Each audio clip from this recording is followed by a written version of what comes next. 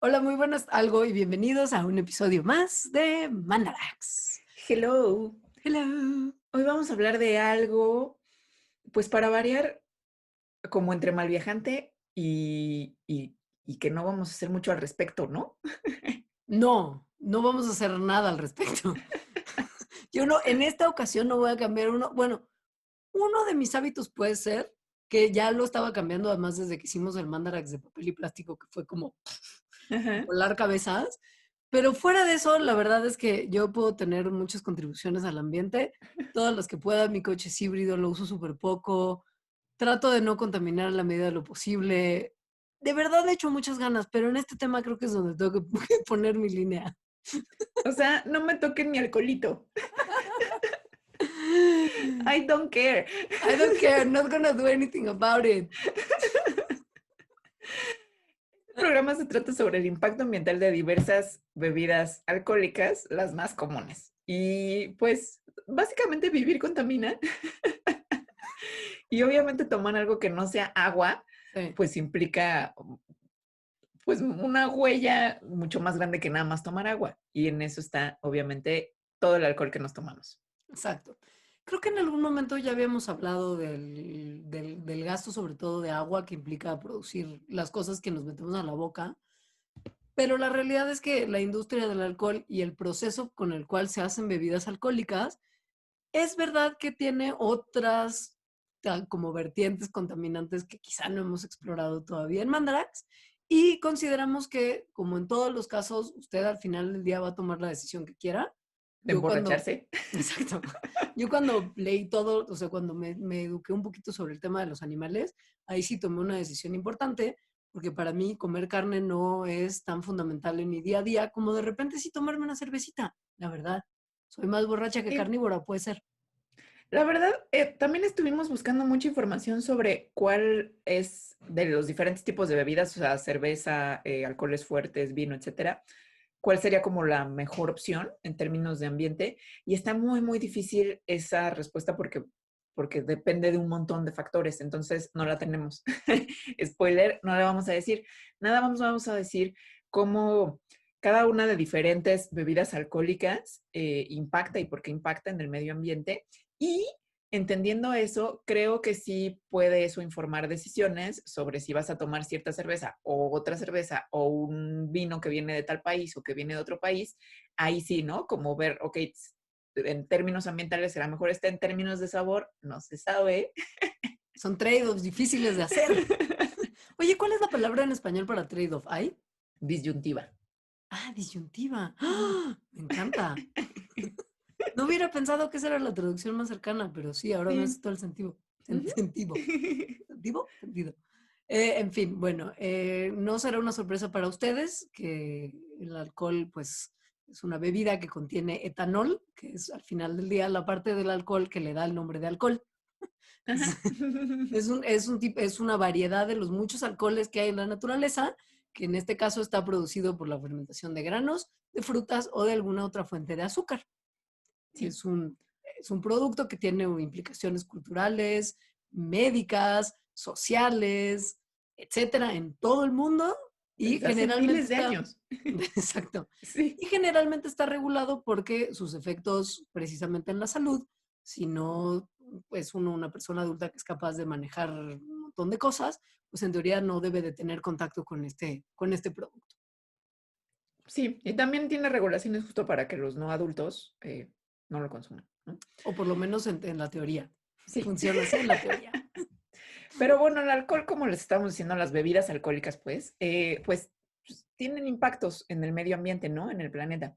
Y estos impactos dependen sobre, ¿no? Como de todo el proceso de que un producto alcohólico comience a producirse hasta que llega a tu boca y te deshaces Exacto. de lo que sea con lo que te lo tomaste, ¿no? De la botella, de la lata, etcétera. Entonces hay muchísimo, ¿no? Imagínense todo ese caminito pues es muy largo.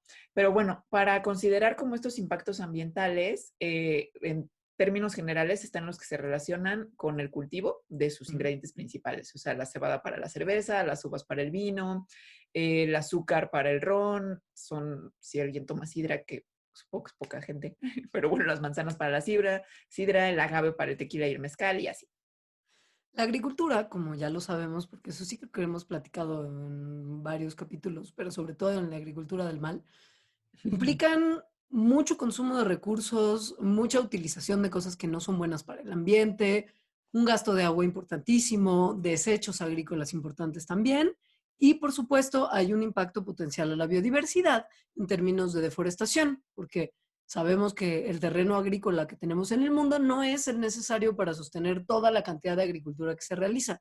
Entonces, eventualmente vamos deforestando áreas selváticas y boscosas del planeta para crear nueva tierra agrícola. Y bueno, por supuesto, hay que tomar en cuenta también el proceso posterior cuando ya el cultivo creció, que es cosecharlo, procesarlo y eventualmente transportar nada más la materia prima al lugar donde se va a utilizar. O sea, no es que la fábrica de cervecería Modelo esté ahí en los campos de cebada donde se produce la cerveza. Tiene que viajar de alguna manera el grano a la fábrica donde se le va a procesar. Entonces, son muchos puntos y todos ellos implican un montón de factores que son preocupantes en términos ambientales. Y que no terminan ahí, ¿no? O sea, no terminan con el procesamiento o manufactura, ni la transportación ya del producto, sino también si lo guardas frío, ¿no? De qué pasar con los residuos, cosas así. Exacto.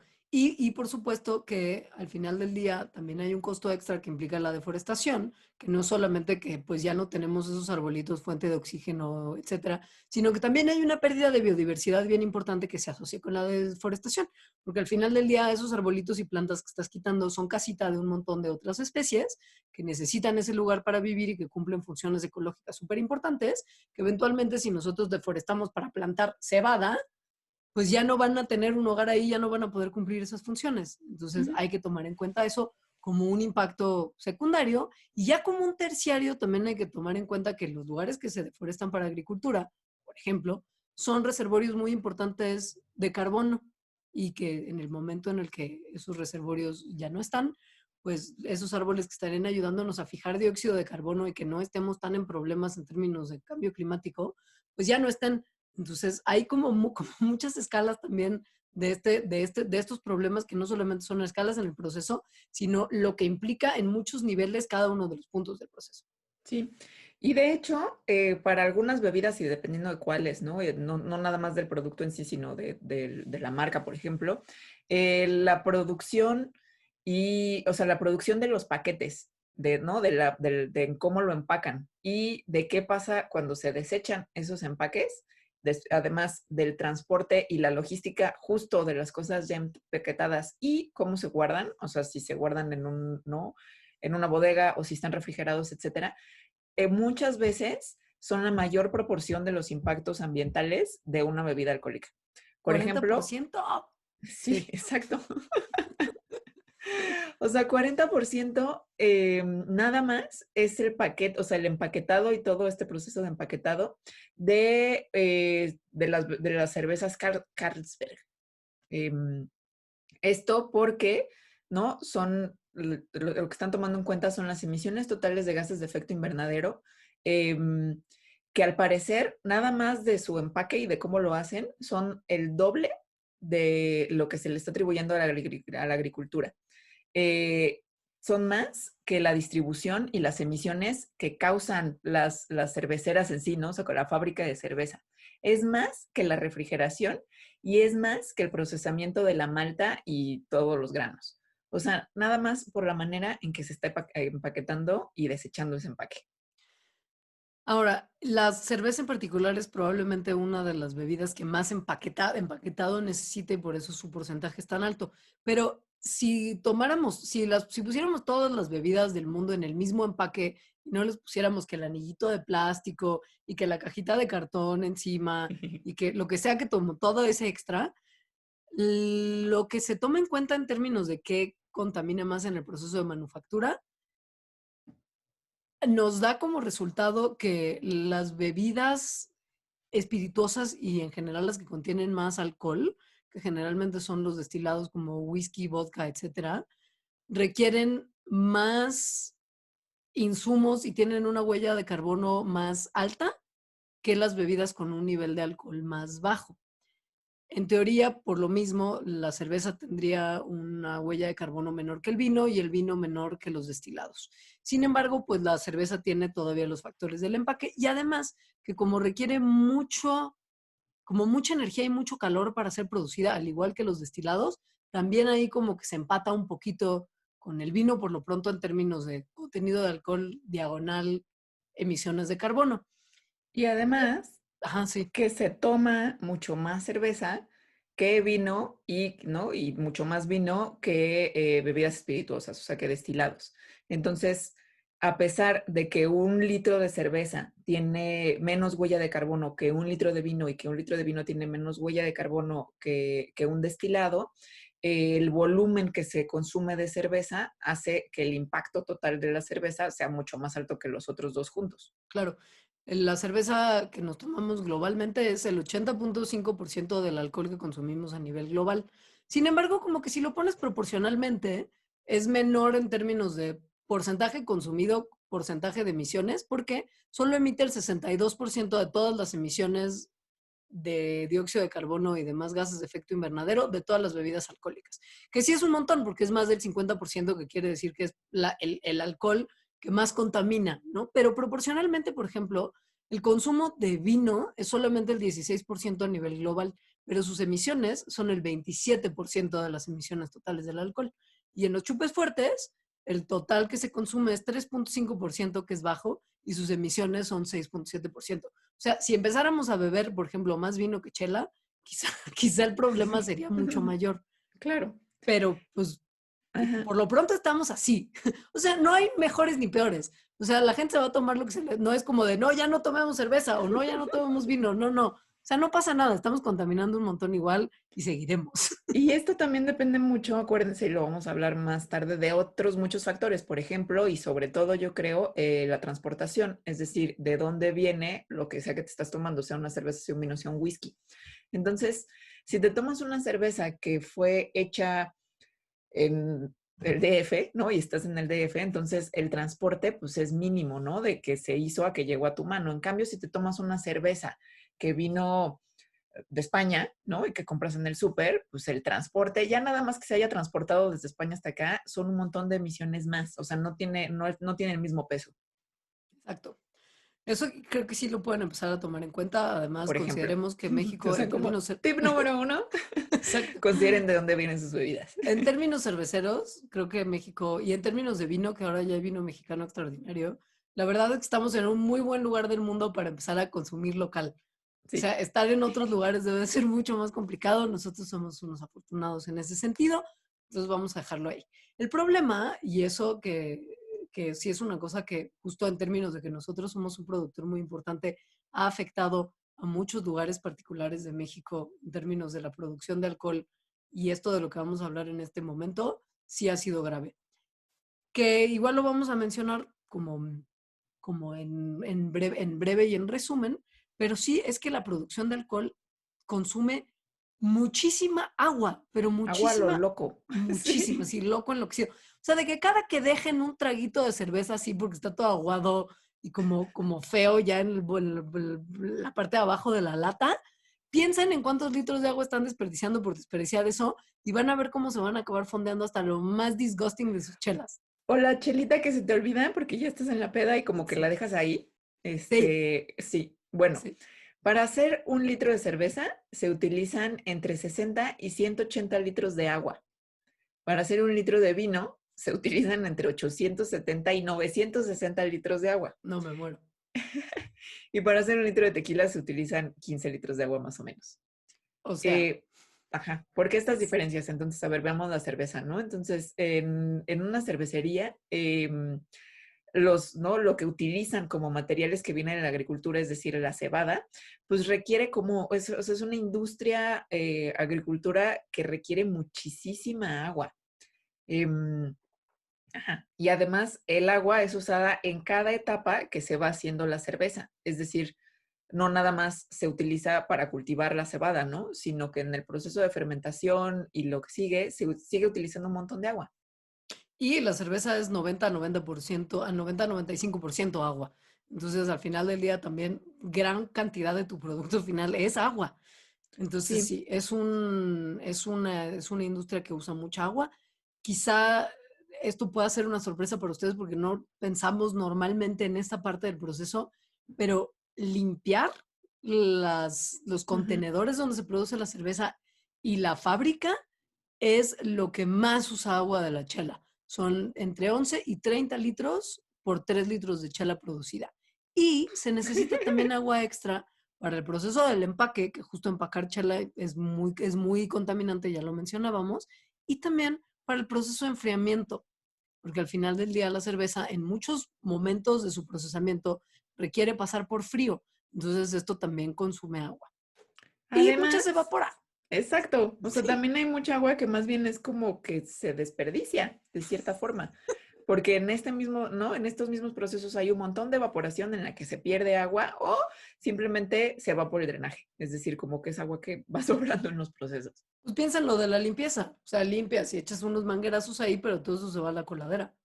Y ahora, en el mejor de los casos, el agua que se va, digo, dijimos el ejemplo de la cerveza, pero en el proceso, ¿no? En el proceso de elaborar cualquier bebida alcohólica se utiliza agua. Y mucho de la producción que, ¿no? que utiliza esta agua, en el mejor de los casos es como esta agua que pues sobra y ya se va por el drenaje y no pasa nada, pero la verdad es que mucha de esa agua más bien tiene un montón de cosas contaminantes que empiezan a contaminar, entonces hacia donde sea que llega, que finalmente llega a algún ecosistema. Vamos a hablar de las particularidades de cada una de las bebidas para que usted, si no hemos mencionado su favorita ahorita, no crea que ya se salvó, porque al Este es, final también sí, los subproductos de algunas de las bebidas que más se consumen en México son los que más problemas tienen, por ejemplo, en términos de los desechos de agua contaminadilla en cuerpos de agua cercanos a las fábricas donde se producen. Y uno de ellos es el primero del que vamos a hablar en este desglose de cómo beber está matando al planeta y a nosotros quizá, pero no nos importa. es el ingrediente principal de las cubitas. Según los memes, uno de las cosas favoritas del expresidente Felipe Calderón. Exacto.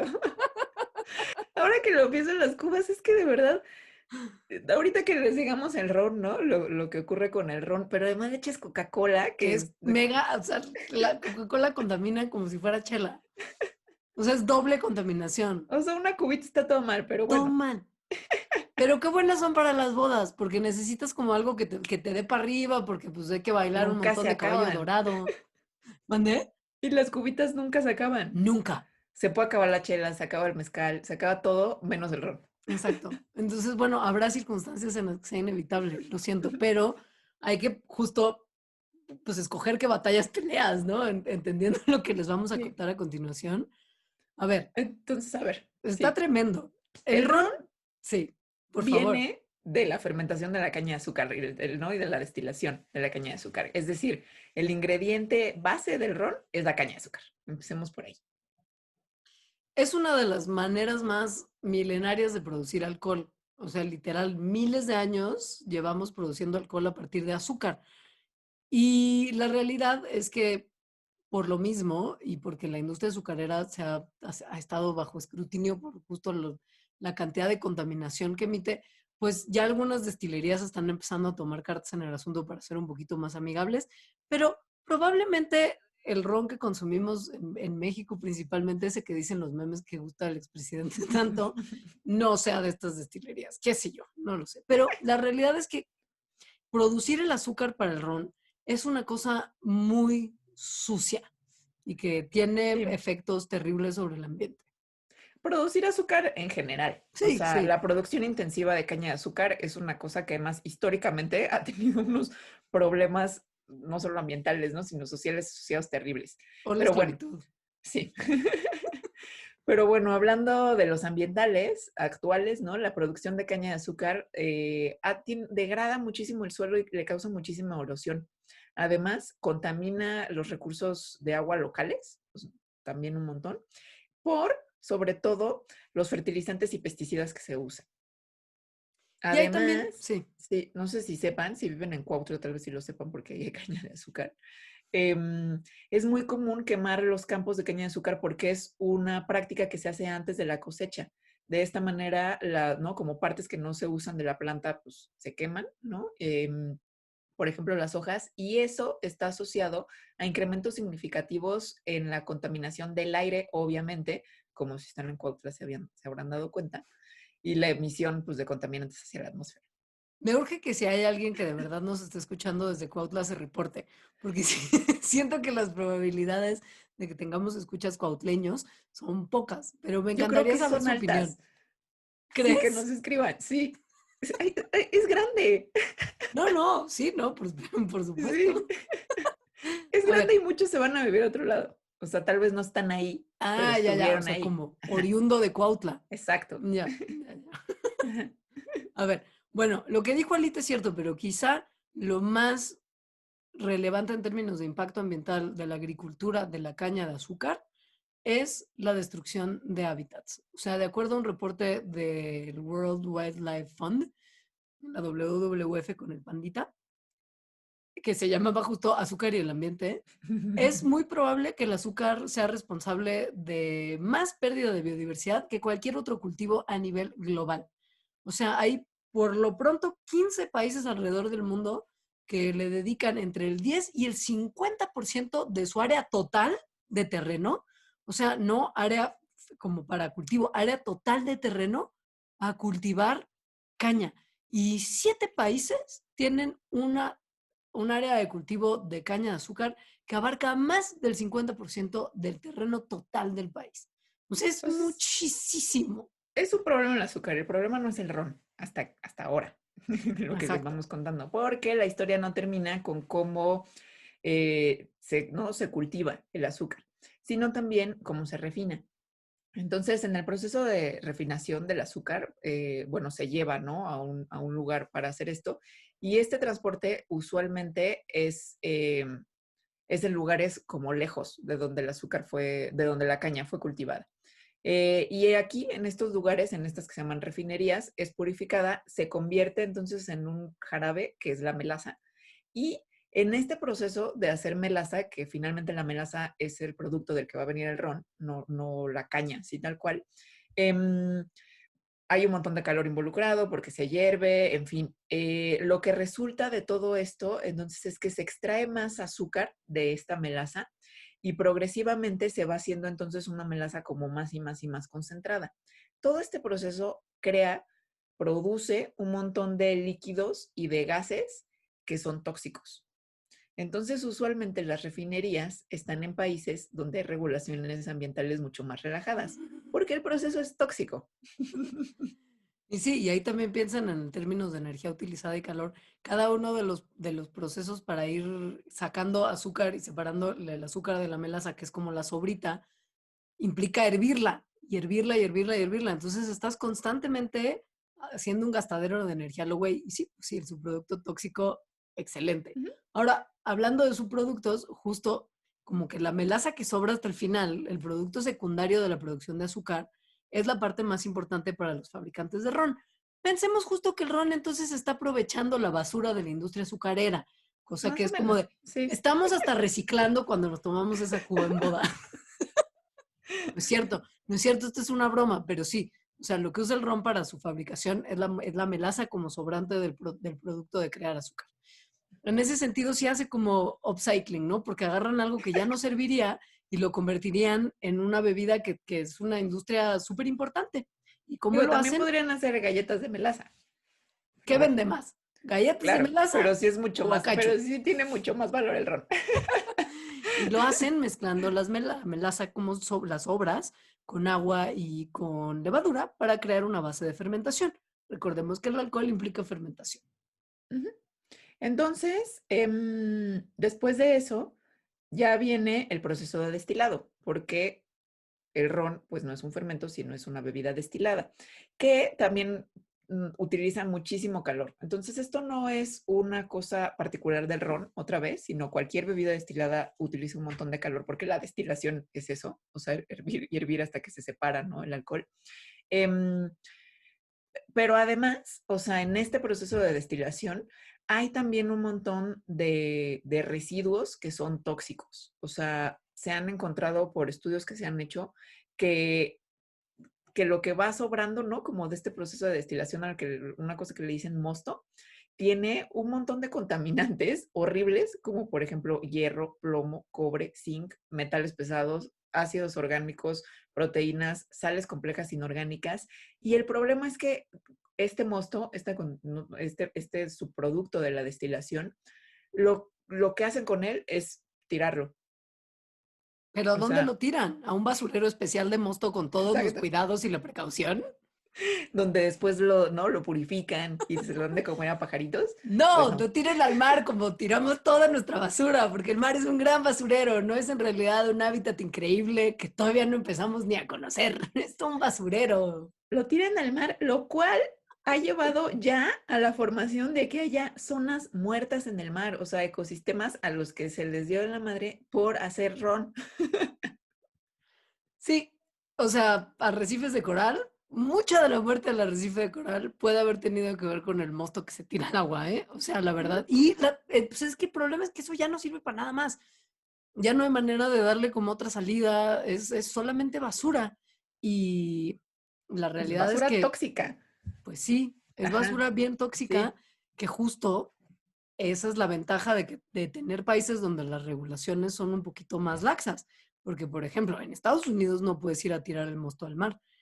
Pero, pues, en el caso de las destilerías estadounidenses, vas a tirarlo en campos, ¿no? Porque igual si no lo puedes tirar al mar, nadie te dice que no lo tires en un campo abierto, que se va a filtrar quizá y contaminar los mantos subterráneos de agua, puede ser, pero pues a ti ya no te importa porque tú estás cumpliendo con todas las regulaciones. Como el meme, así que levantan los bracitos y pues yo qué. No, es un problema. Entonces, bueno, ya, o sea, sumando como todos los impactos que ocurren durante la producción de ron, pues entonces, ¿no? Durante todo su ciclo de vida, pues evidentemente sí tiene un costo alto para el ambiente. Ahora, afortunadamente para el ambiente, yo que tengo un consumo de alcohol significativo, prácticamente no tomo ron, lo guardo para ocasiones especiales, pero como me gusta tomarme un vinito cuando voy a comer bien, así cuando tengo una comida rica, como que voy a un restaurante, por ejemplo, y voy a comer algo más o menos fifí, entonces una botellita de vino, ¿no? Porque Es muy rico el vino. es muy Sí. rico, combina muy bien con la gastronomía. El vino, sabemos, está hecho de uvas fermentadas. Esto sí no es una bebida destilada, es un producto de la fermentación, nada más. Mega Las elemental. levaduras consumen el azúcar que tienen las uvas y es durante esa fermentación, entonces se convierte en etanol, en dióxido de carbono y en calor. Hablando de su impacto ambiental, pues hay un montón de factores que contribuyen a el impacto de una botella. Por ejemplo, las prácticas de agricultura que se usan para las uvas, cómo se empaqueta, el tipo de paquete, que ahí entran muchos de nuestros prejuicios, qué tanto se transporta del lugar en el que se fabricó al lugar en el que ya alguien se lo está tomando y cuál es el método en el que se transporta.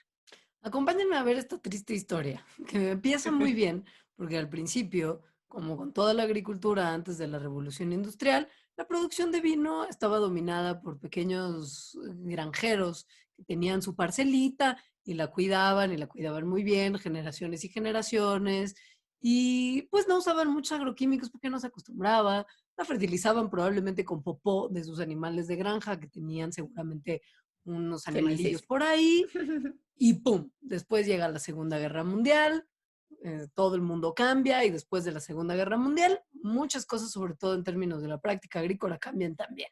Empieza a haber un montón de agroquímicos, hay herramientas mecanizadas, nuevas tecnologías que se empiezan a usar por todos lados y esto, por Pesticidas. supuesto, aumenta la eficiencia, aumenta los rendimientos, hace que se disminuyan las pérdidas y, por supuesto, también la cantidad de dinero que tienes que meterle para cultivar.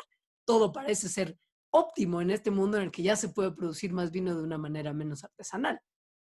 ¿O La- no? Pues a ver, en Francia, ¿no? Ya que estamos hablando del lugar más famoso para el vino, los productores de vino utilizan nada más el 3% de la tierra disponible para la agricultura en Francia. Y sin embargo, son responsables del 20% del uso de pesticidas. ¿What? Ajá. Es un montón de pesticida. Sobre todo es súper desproporcionado. Ahora, Claro. también el vino, como ya les dijimos hace rato, utiliza un montón de agua en su producción. la mayor parte de esta agua, ¿no? De la producción de vino, se usa para regar las plantas, tal cual. Ujú. Y eso que la uva requiere menos agua que muchos de los cultivos que se usan para producir alcohol, ¿eh? O sea, esa es una realidad que hay Sí, muchas uvas que se pueden cultivar prácticamente en seco, pero aún exacto. así toma 284 litros de agua en el viñedo mismo el cultivar las uvas para producir 4 litros de vino nada más en el área de California, que es un área muy particular, con un clima muy particular y por supuesto esta cantidad de litros variará dependiendo de dónde está la zona en la que tienes el viñedo, pero sí es una proporción muy grande Ujú.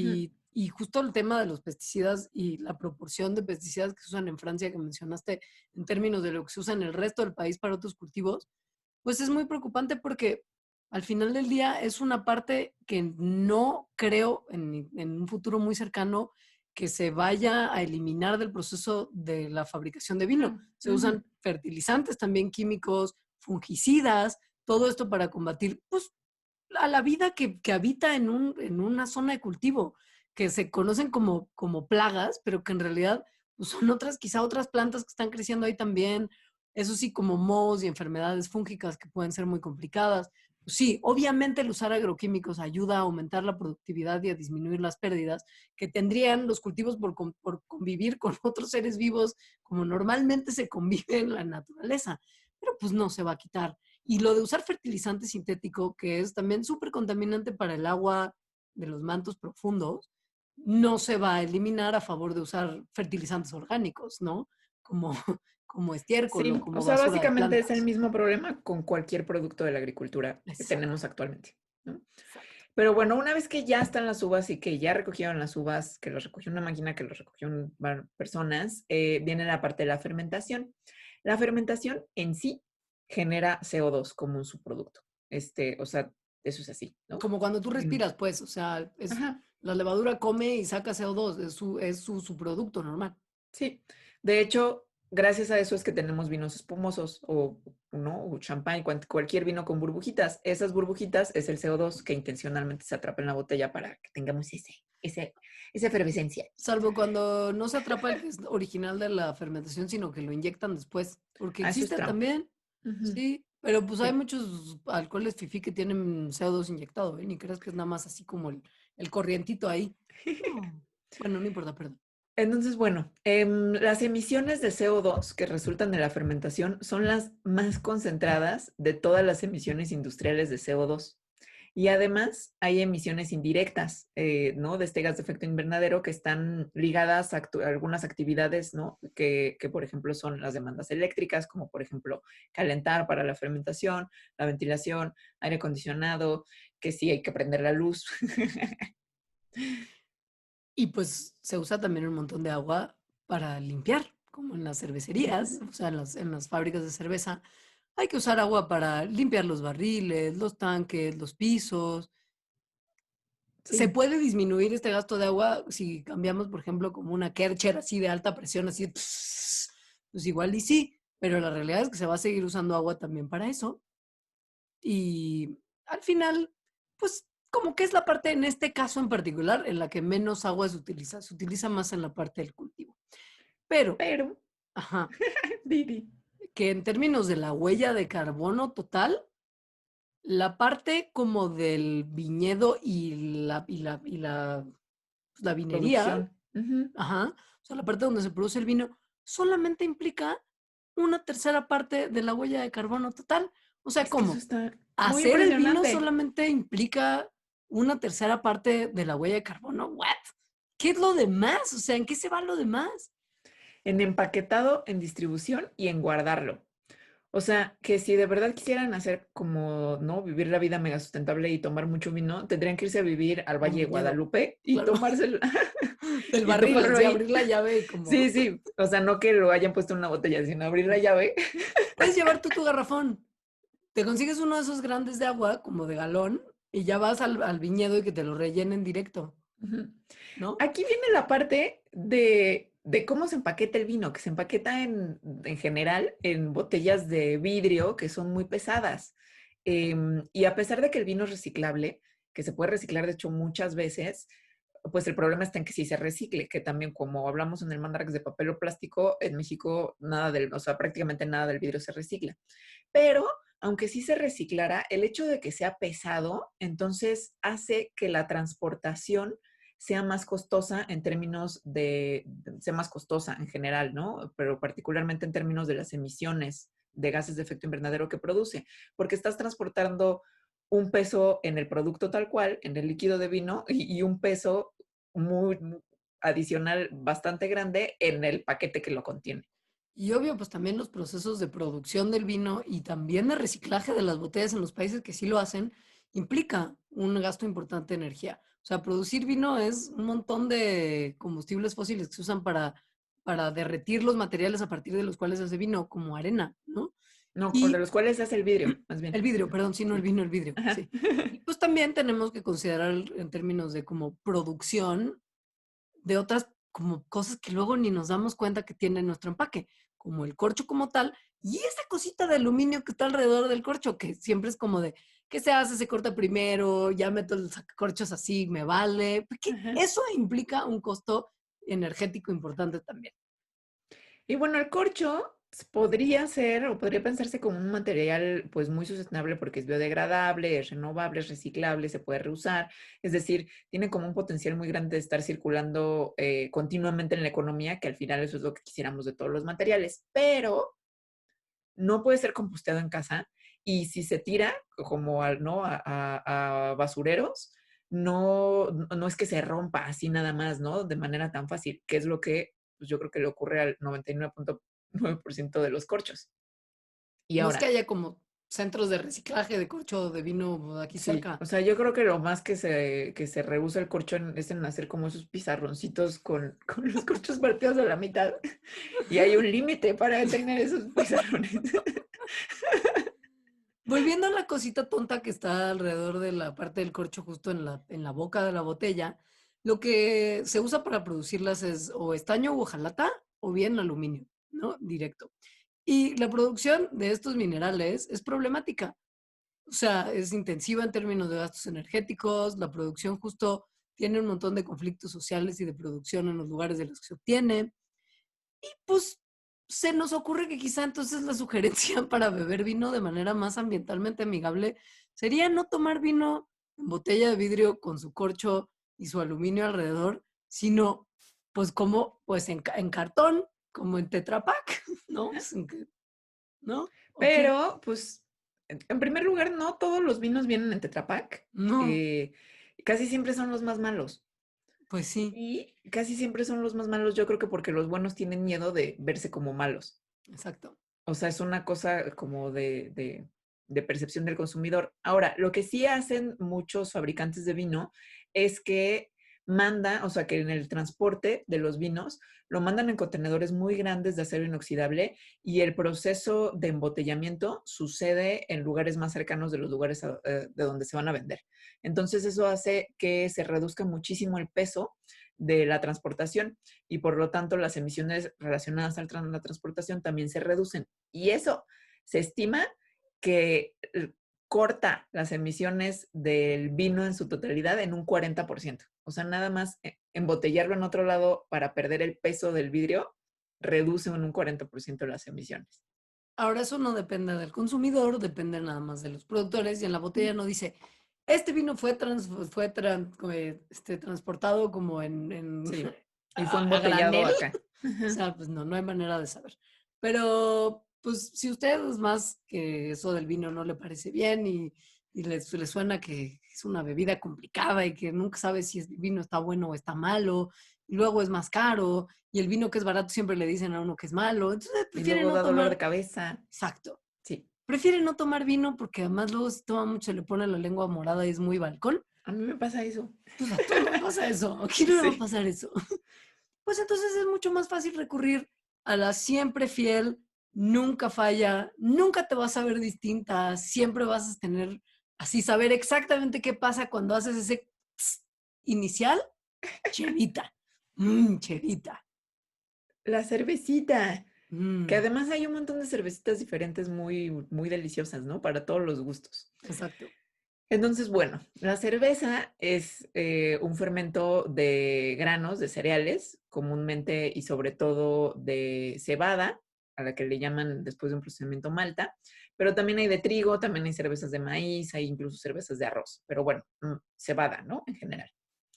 Y su impacto ambiental, pues como las otras bebidas, es medio complicado de evaluar porque depende, pues, de cómo se hace, de los ingredientes que se hacen, que pueden ser muy variados, y de cómo se empaca, que también puede ser muy variado.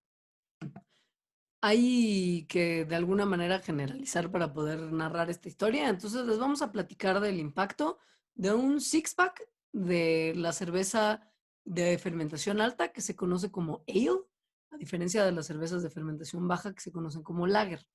Em, Y el Six viene en botella de vidrio, sí, en este análisis. al parecer la huella de carbono de este six-pack hipotético que estamos describiendo es de 3.188.8 gramos de dióxido de carbono equivalentes. Para ponerlo en perspectiva y que entiendan qué significa esto, un árbol adulto promedio absorbe diario 59.65 gramos de CO2. Esto quiere decir que le tomaría a un árbol solito, un hito, 53.46 días, que son casi 2 meses, el compensar las emisiones de carbono de un six-pack de chela. Es muchísimo. Es muchísimo.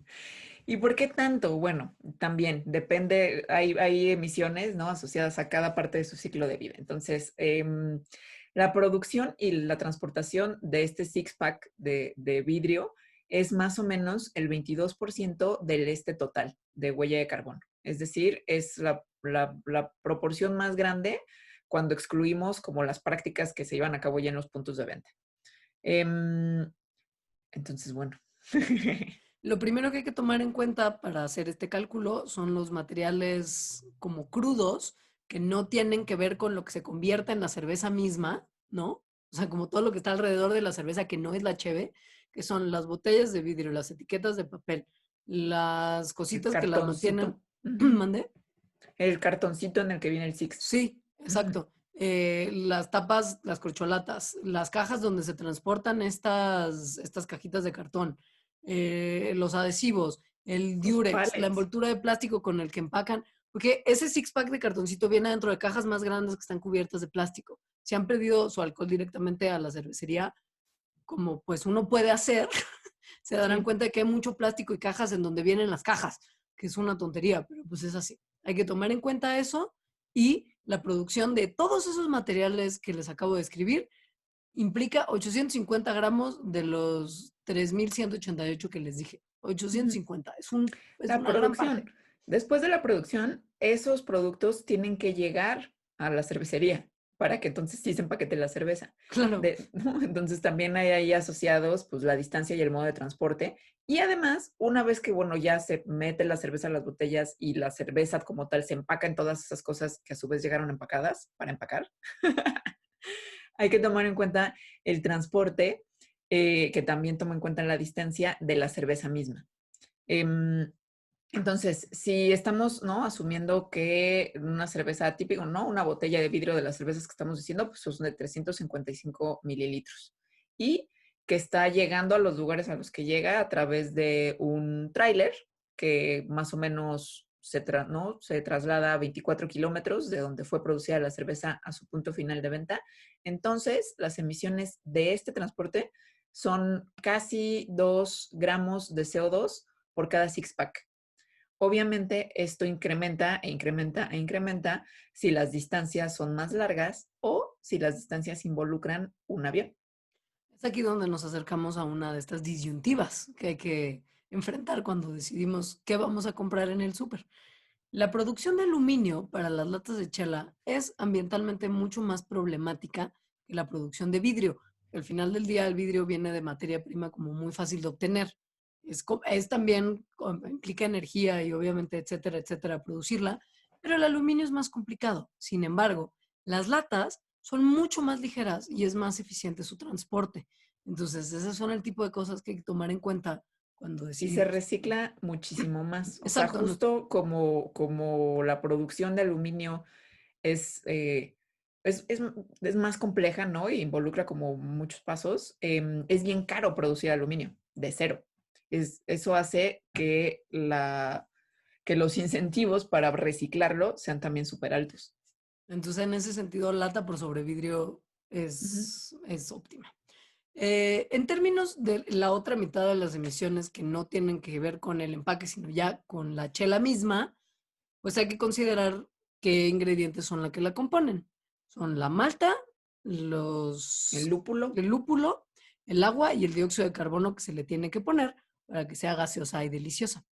Ujú. Y lo que hay que tomar en cuenta, aun cuando en el vino, por ejemplo, no era tan relevante el término de la materia prima y el agua que se pone en su producción, porque justo hablábamos de que no es lo más gastadero de agua ni problemático en la producción de vino, en chela sí se consumen más recursos y sí se emite más dióxido de carbono.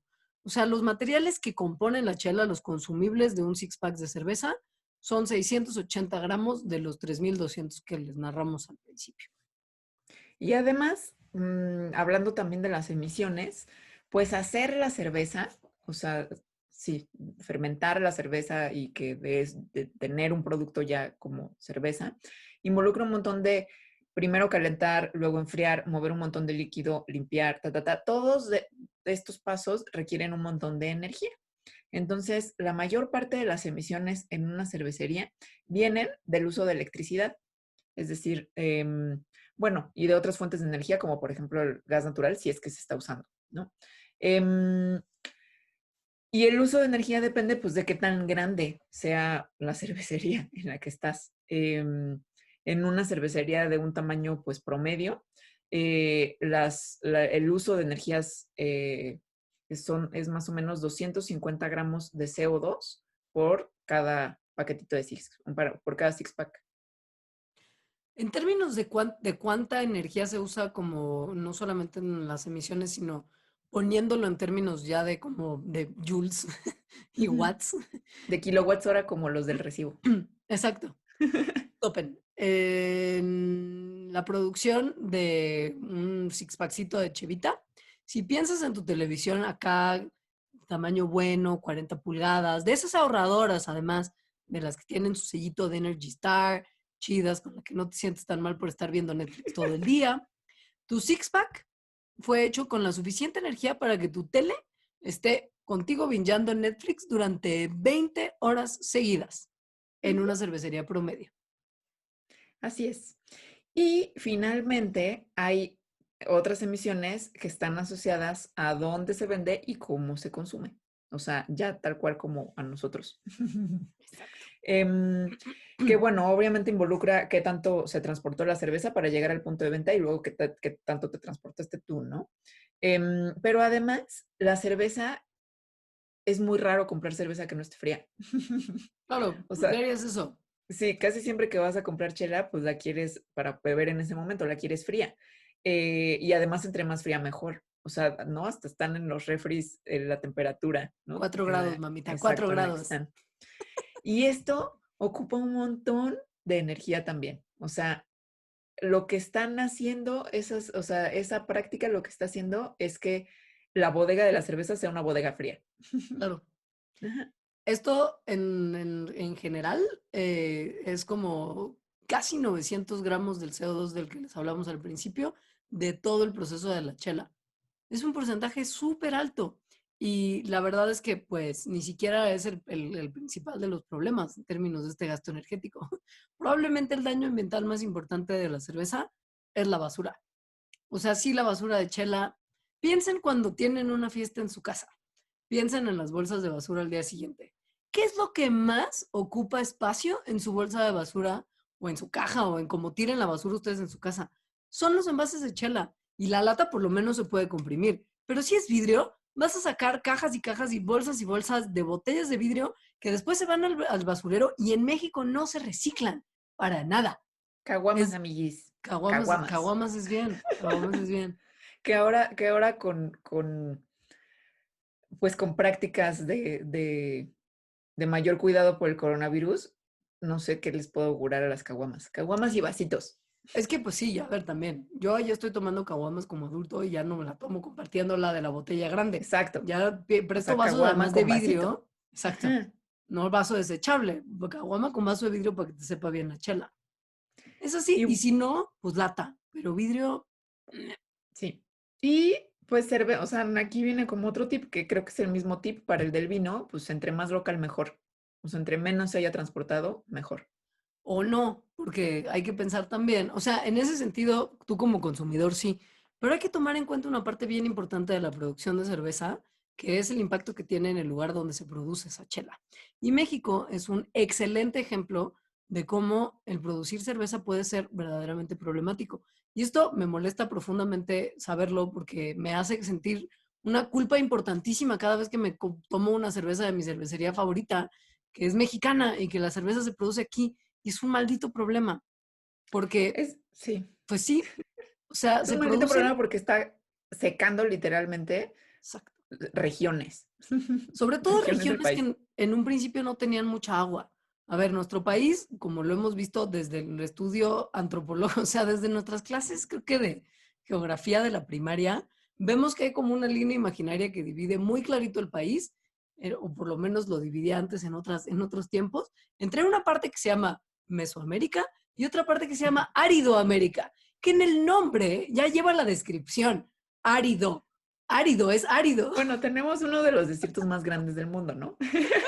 Que está en Aridoamérica, donde por alguna razón muchas cervecerías han decidido que es un excelente lugar para poner sus plantas de producción. Ujú. Ujú. Y los están secando más. Sí, O sea, o sea, estos son lugares que de por sí tienen condiciones climáticas que ya son extremas, donde vive gente. O sea, tampoco es que sean lugares donde, ¿no? Un desierto donde no hay nada. No solo vive claro, gente, son lugares, o sea, el desierto em, del norte de nuestro país es uno de los lugares más biodiversos del país. claro. Y, y luego pensamos como en el desierto, como no hay nunca agua. No, sí hay agua. Lo que pasa es que hay poca, es escasa. Y lo que está ocurriendo con estas cerveceras es que llegan a acabarse esa agua. Hay un caso en particular que fue un escándalo hace relativamente poco tiempo, que tuvo que ver con un lugarcito muy pequeño en Coahuila, que se llama la Municipalidad de Zaragoza. Y en particular, el ejido de la Maroma de Zaragoza fue muy protagónico en todo este drama mex. ¿Qué Ujú. pasó? Que el alcalde de la Municipalidad de Zaragoza en algún momento tuvo que poner el grito en el cielo porque estaban sufriendo una escasez de agua tan tremenda que prácticamente no salía ni una gotita de agua cuando abrías la llave normal.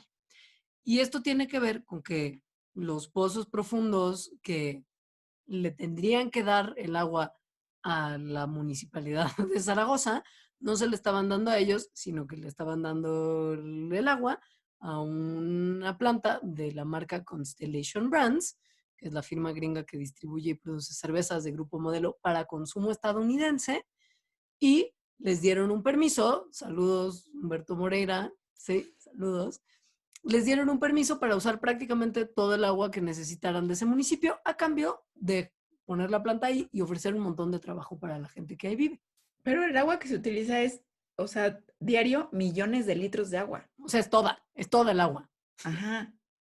Entonces, bueno, hasta marzo de 2020, que es de cuando tenemos la información, nadie de la cervecería Modelo ni de ninguna autoridad municipal o estatal se acercó al ejido de la Maroma para explicar qué efectos colaterales tendría que se extraiga pues, millones de litros de agua diariamente. Y pues nada, en eso está, o sea, este asunto no se ha terminado de resolver. Creo que en algún momento se planteó echar para atrás la planta, pero no sé muy bien en qué ande. Y por lo mismo no quiero entrar en más detalles porque no quiero quedar mal con el público. Entonces pasemos a otra bebida que se produce en zonas de nuestra República Mexicana que tienen mejores condiciones climáticas, pero que si igual vas a ver a los campos, parece que es un desierto. Sí, y que es súper problemático también, ¿no? Que es la producción de tequila y, bueno, de mezcal. Vamos a hablar de los dos de manera un poco separada, pero es más o menos lo mismo. Entonces, bueno, el tequila es una bebida que a mí en particular me gusta mucho. Es fuerte, es un licor, es decir, es un destilado. Bueno, primero hay una fermentación y luego hay una destilación de azúcares. El tequila del agave azul y el mezcal, pues, de muchos tipos de agave. Em, es de mi tierra, es de Jalisco, tal vez por eso me gusta mucho. Y Órale. pues es una industria gigantesca, en realidad. No usa tanta agua porque pues el agave no usa tanta agua para su crecimiento. Pero los efectos negativos en el ambiente del tequila pues no tienen que ver entonces con esto, ¿no? Sino más bien con que, o sea, con el uso, ¿no? Con cuánta agua usan, sino con que el agua que sí se usa no se trata de ninguna manera ¿no? Y se tira como un desecho industrial, así como a donde sea, ¿no? Y donde sea, pues generalmente son cuerpos de agua que no estaban contaminados y que por la industria del tequila acaban siendo contaminados. El problema principal del subproducto de la industria de tequila, que es una cosa que se llama vinaza, es que es súper ácida y además está como que tiene dentro un aceitito que hace que además la tierra sea como impermeable y cuando la tiran está caliente. O sea, le estás tirando o al agua o al suelo cercano una cosa ácida que no se recomienda para nada para la agricultura y que tendría que haber sido neutralizada antes, caliente y aceitosa que hace que la tierra se vuelva tan dura que no sirve para seguir cultivando. Y O además, sea, es donde se como el empieza, mosto. exacto, y donde se Ajá. empieza a romper la tierra por la erosión, la vinaza entra a las fuentes subterráneas de agua. O sea, ni siquiera tienen que llevarlo a cuerpos de agua lejanos, ahí solito llega por la pura erosión que porque este producto tiene. O sea, la vinaza todo mal. Entonces, sí hay algunas personas en la industria del tequila que han empezado a tomar algunas medidas muy lentamente hacia reconocer cómo tienen una responsabilidad con esta vinaza y la contaminación y los daños que produce. Y entonces han empezado como a neutralizar la acidez, ¿no? Del agua que, ¿no? Que sale de esto, a enfriar un poquito la vinaza antes de tirarla y a producir composta de la pulpa de agave, ¿no? Pero pues la verdad es que esto es poco. Y no pasa tampoco en el caso de la industria del mezcal, donde la vinaza es igual de problemática que la del tequila y que además producen los procesos de fabricar mezcal, gas metano. Y además, pues hay residuos, un montón de residuos como las pencas y así que, pues en la industria mezcalera que es un poco más humilde, o por lo menos lo era hace un tiempo, nada más Ujú. las dejan podrir en el campo después de rasurar las piñas. Entonces también Sí, estás generando un montón de basura ahí. sí, como que de repente ahorita pensé, al menos en mi caso, me pasa que si son residuos orgánicos es como, ay, no importa, pero en Ah, realidad sí importan. O pues sea, es que son un montón, no solo es que sean un montón, o sea, se tienen que tomar en cuenta su acidez, por ejemplo, o sea, el claro. pH que tienen. Si lo estás tirando al suelo, o sea, estás contaminando, aunque sea con un residuo orgánico, o sea, estás cambiando la acidez. Pues sí, porque está procesado, no es que no es que tú te comiste una manzana y la tiras y ya. Exacto. Ajá. Ujú. Y pues el mezcal Entonces, aparte, perdón, ocupa un montón de agua para producir, menos que otras bebidas, pero sí estamos hablando de 20 litros de agua por cada litro de mezcal y además 7 kilos de leña, porque se produce de una manera distinta al tequila y se usa leña, que implica pues obviamente deforestación para extraerla.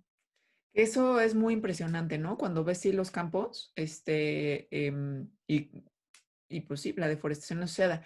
Se necesitan más o menos 7 kilos de leña por cada litro de mezcal y en promedio por cada lote de mezcal se producen 300 litros como mínimo. Entonces calculan el número de kilos de leña para cada lote. Y de hecho ya hay varios municipios que están como controlando o de plano prohibiendo la extracción de leña. Pero creo que una de las cosas que a mí me parecen peores de, del mezcal, em, y muy grave, ¿no? O sea, como que de repente haya crecido tanto la industria, tiene que ver con la diversidad tanto de los mezcales como de las especies asociadas a los mezcales, en particular de los murciélagos. Resulta que la fiebre que ha tenido tanto el consumo de tequila, porque esto empieza desde ahí, pero que obviamente el mezcal es el nuevo tequila en términos de bebidas Ujú. mexicanas populares alrededor del mundo, han promovido que se siembren plantas en muchas áreas, pero no se siembran de la manera tradicional en la que se producía tequila y mezcal hace muchísimos años, sino que son técnicas cada vez más erosivas y en monocultivo que les permiten producir las cantidades necesarias de agaves para producir estas dos bebidas. Pero como el proceso además ya no solamente es en términos de cantidad, sino también en tiempo más exigente para los agricultores, han tenido que desechar algunas maneras de cultivo que son más tardadas y las han sustituido por otras que son un poquito más veloces. Por ejemplo, si en vez de esperar a que a la planta se le polinice de manera natural y florezca y etcétera para tener nuevas plantitas, nada más les quitas una parte y plantas el clon al lado y el clon al lado y el clon al lado, pues tienes un campo mucho más velozmente producido y que te va a permitir solventar lo que te está pidiendo probablemente la gran compañía que te está comprando el mezcal para distribuir. Además, no solo lo produces más rápido al hacerlo así, sino que esto famoso de cortarle el quiote y entonces producir, ¿no? Utilizar la piña cortándole eso, lo que hace es que la piña se queda más dulce, o sea, los azúcares en la piña se concentran ahí y no se van a la inflorescencia, ¿no? Como este palo que le sale donde hay flores. También esa es una razón por las Claro. cuales se hace eso. Pero lo que eso está provocando es que no se reproduzcan sexualmente los agaves. Entonces eso erosiona su diversidad genética, que eso fue un problemón en la industria del tequila en los 90s, donde se dieron cuenta que eran puros clones. Cada una de las plantas, de los millones de plantas de agave azul, eran puros clones. Llegó una enfermedad de un hongo y casi arrasa con toda la industria. Sí. Eso está pasando también con el mezcal, pero además, los polinizadores del mezcal son murciélagos, es decir, tienen una relación murciélagos y agaves desde hace millones de años, literalmente. Entonces, o sea, los murciélagos llegan y comen de las flores del mezcal, o sea, y así se llenan de polen y entonces van a otra planta y le ponen el polen y así ¿no? Digamos que facilitan la reproducción de las plantas. Pero entonces, si ya no hay flores, pues tampoco hay murciélagos.